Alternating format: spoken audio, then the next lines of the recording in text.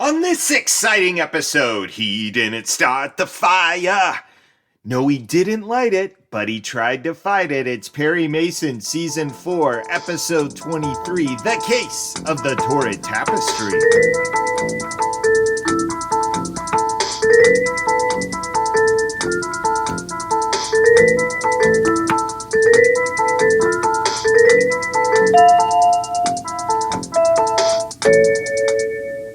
Welcome to the Perry Pod. I'm your humble host, Jonathan Searcy. My purpose, pretty simple, provide an audio companion to every episode of television's greatest legal drama, Perry Mason. Each episode, we give you a summary of the plot. We even compare plots with the Earl Stanley Gardner novel, if the episode was an adaptation. We give you a little trivia, reveal the episode's theme, and revel in a Perry proverb. That's a pearl of wisdom from the man himself. And finally, we head to the water cooler where, just like Perry, Della, and Paul, we can discuss the ins and outs of our favorite legal cruise adventures. But first, say it with me, to the law library! Each time we visit the law library, we discuss a legal conundrum from Perry's case that helps us set future courtroom precedents. This time in the law library, we talk about extradition. As the episode opens, we're in Rio de Janeiro as a famed heiress, part of a traveling art exhibit, gets a scrubbing from Claude de May. I should have known better than to listen to the good museum directors. Not only a fine tapestry man, but an American, they assured me. None finer in Rio de Janeiro. What's the matter now? Do you call this clean? Isn't it clean enough for you, sir? DeMay, I have nothing but contempt for the likes of you. If I went on such a tight schedule on this South American tour, I'd fire you on the spot and look for somebody else. Well, the collection soon goes up in smoke. The Brazilian cops arrest DeMay, and next thing we know, we're in LA 6 years later, with DeMay having served his time. But wait a minute, wasn't this crime committed on Brazilian soil? How does that work? Well, if I just tell you these facts, an American commits arson that destroys a bunch of art while in Brazil, that means A, he'd get arrested and detained by Brazilian authorities, B, he'd face charges under Brazilian law for the destruction of property, and C, the American embassy in Brazil would be notified, but they cannot interfere with Brazil's legal process. DeMay, you'll pay for this. You've destroyed a fortune in masterpieces. I had nothing to do with it. I didn't start the fire. I swear I didn't. So, in this particular case, things are a little bit more complicated. The artwork destroyed belonged to an American. The whole thing was part of an American tour. Extradition would obviously be involved. An interesting note, we don't hear anything about the owner of the art, Nathan Claver, coming after DeMay for a civil suit, though this seems like a textbook civil suit case. Now, during the trial of this particular episode, Perry arbitrarily decides to put on his defense without a word from Berger that the prosecution has rested its case. Your Honor, we realize this is unusual procedure, but we now wish to present a defense in this case, and we ask for a recess to prepare. If the court please. So, I don't think anyone believes they're getting an exact replication of the legal system when they watch the show.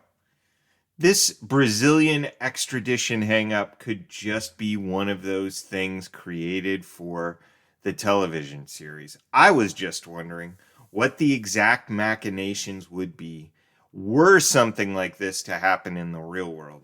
And at this point, I think it's time for us to get to the plot of this episode. The Case of the Torrid Tapestry.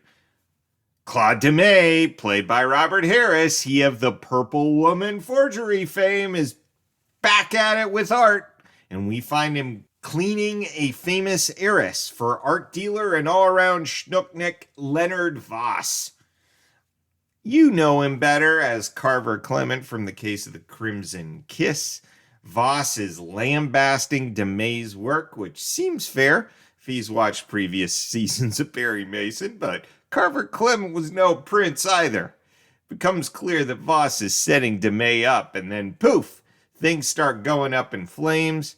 de May's on the hook. Voss has a grin on his face. Back in LA, 6 years later, Voss is trying to sell a man who looks and talks like Hoss on some flimsy artwork.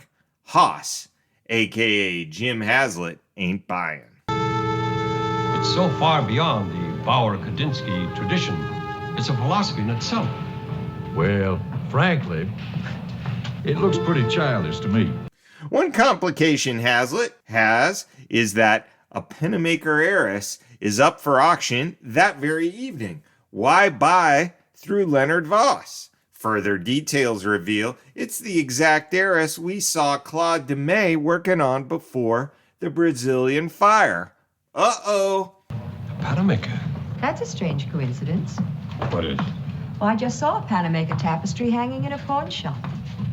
That's what I wanted to tell you. In a pawn shop? Oh, don't be silly. This one, Theseus and the Minotaur. That's impossible. Yes, that was part of the Claver collection, wasn't it? The one that was supposed to have burned in Rio? It did burn. I saw it. It was completely destroyed. Voss's executive assistant Brenda Larkin tries to spin a marriage out of the whole dilemma. But a wife can't testify against her husband. We've worked together 3 years now. Don't you think we ought We'll to... talk about this later. You know what? You can tell a character's no good. Why would you want to marry this guy? We know Voss is a creep. Why would you want to get involved with him? Anywho, the heiress was at a pawn shop. Voss sneakily obtains the name of the one who pawned it, a Sarah DeMay. That last name should ring a bell. And who should show up in Sarah's apartment when Voss is a-callin' but our old friend Claude. DeMay copied the heiress, and he's sticking the screws to Voss. I said, how much do you want? And I just told you. An advance payment. Something to hold as a token of your good faith. Something else from the fire. All right. There was a bronze Buddha of the Teotihuacan dynasty. Remember it? Yes, I remember. It'll do. When Claude goes back to check on his heiress, he realizes it's gone because Sarah pawned it. Dope! Well, the pawn shop's been robbed when Claude goes to check on it, and the huffing and puffing DeMay finally gets smart and pays a call on Perry. I understand how you must feel, Mr. DeMay, but I just don't see how I can help you. Mr. Mason, I've suffered at that man's hands long enough. I want to clear my name. The minute I can prove my accusations, I'll go straight to the police. I swear it. Perry and DeMay go to meet Voss and find him in the style of Degas' reclining loser. He's gotten a little bit of dead. So Perry sends his client off to hide in a hotel under his own name and then gives Paul a really long list of tasks. Paul, I want you to get me a complete list of all the items from the Claver collection that was supposedly burned in that fire in Rio. They found bits of melted bronze, so it did look like everything was destroyed. However, find out how much insurance was paid, who collected, and so forth. All right. And here, DeMay sent invitations like this to some of Voss's clients. Oh, you mean people whose interests might pressure Voss? Mm-hmm. Might be interesting to know who's going to show up here. Also, while you're about it, find out what you can about Miss Larkin. Voss's assistant. Right. Will do. Paul does his work, so by the time DeMay gets arrested and goes to trial, Perry's got his info in order. I just want to add 2 little bits from this episode, small little delights that don't really have anything to do with the plot, but they're the things we keep watching the show for. First, a classic throwaway Trag and Mason exchange. Well, your interest in art is quite persistent, Perry. Attending things like the Hastings auction. It's a nice hobby. And then second is this moment in Perry's visit with Brenda Larkin. Hello? Mr. Mason there, please. Yes, just a moment, please. It's for you. Thank you. On my list of things to eventually make sometime within the next 20 years is a supercut, just a gigantic collage of all the times Perry has gotten a phone call while he's at someone else's residence. They answer the phone and then have to say something like, "Oh, it's for you." All right, to the trial. There's Sarah DeMay, a huge witness for the prosecution. I was real scared. I guess I wasn't thinking very clearly, but I grabbed the letter opener, and then I realized I better get rid of it, so I tried to wipe it clean, and then I threw it down the storm drain. Mrs. DeMay, why did you do all these things? To help Claude. Then you must have felt certain that it was he who had plunged that letter opener into Mr. Voss's body. Why did you believe that? Because I saw him. As I drove up, I saw him come out of the gallery and run away. But it wasn't Sarah, Brenda Larkin, or Jim Hazlitt who committed the crime. Perry has Paul get a copy of the Teotihuacan Buddha, which Perry barely reveals in court so as to elicit the real murderer's unwitting confession through his or her actions. The culprit, Nathan Claver, the art expert who was in bed with Leonard Voss to fool the insurance companies. The killer would have been much smarter. Don't you think so, Mr. Claver? 6 years ago, you paid Voss to burn a collection which you had overinsured. Isn't that correct? A few days ago, a Tapestry showed up. You discovered it was just a copy. But then you found that Voss still had the Teotihuacan Buddha. Wasn't it then that you fully realized how completely Voss had betrayed you, Mr. Claver? Mr. Claver, you should know that the moment you left your house, I arranged to have it searched. They're looking, of course, for the Teotihuacan Buddha. The Buddha that must have been taken from the scene of the murder. And taken by the murderer, Mr. Claver. Claver gives us one of the strangest confessions in the history of the show. In fact, it's not really a confession. It's the sort of thing you might hear in the water cooler gab session before the credits roll. You know, I'm glad that some of these things didn't burn. It's like meeting old friends you heard had died. That's it. That's all we get. And the episode ends with a remarkable offer from Haas to DeMay. How'd you like to sell that tapestry of yours? I'd just love to take that back to Houston with me. I'll tell you what, I'll give you $10,000 for it. But it's only a copy. Well, if the folks back in Houston don't recognize it, they're going to be plenty impressed. And if they do recognize it, then I'm going to tell them the story, and they're going to be more impressed. Well, Claude, I guess you finally made yourself a deal. $10,000? Well, I guess I have. It's a deal. Score one for the Purple Woman. Now, let's get trivial, shall we? Each episode in our trivia section, I give you 3 takeaways. A Paul is a subject worth investigating more. Adela is a deep dive on an actor or actress who guest starred on the episode. And a Perry is something we learn about our intrepid hero. Is it any wonder there's no such historical dynasty as Teotihuacan? Or that the Theseus and Minotaur heiress is fictitious, though let's say we had ourselves an ancient Chinese Buddha, okay? From a real dynasty, like the Ming Dynasty. Or a classic Panamaker heiress. Here's this episode's Paul prompt. What kind of money would we be talking? Let us know what you find, Pauls! Our clipped Della for this episode was a particularly intriguing actress to me, Lillian Bayef, a.k.a. Sarah DeMay. You've been sponging off me for 3 months. You didn't give me a penny, not for rent, not for food, not for nothing. Could only find 5 facts about Bayef, so that's what I'll give you. Number 1, born 1920, Detroit, Michigan. Number 2, made her radio career playing exotic women with exotic accents. Sometimes that just meant she's from Texas. Sometimes it meant she's supposed to be an Asian immigrant. You know? Have Gun Will Travel, The Six Shooter, Tales of the Texas Rangers, yours truly, Johnny Dollar. Number 3, she appeared in films like The Snow Queen, Maracaibo, and Peter Gunn. And number 4, we're going to see her again in Season 7 in The Case of the Garrulous Go-Between. Number 5, she died in 2001.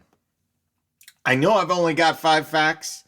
This is one of those actresses who play a crucial role in the show, But I'm telling you, I did a deep dive. I looked for obituaries. I looked for references in books. I couldn't really find anything.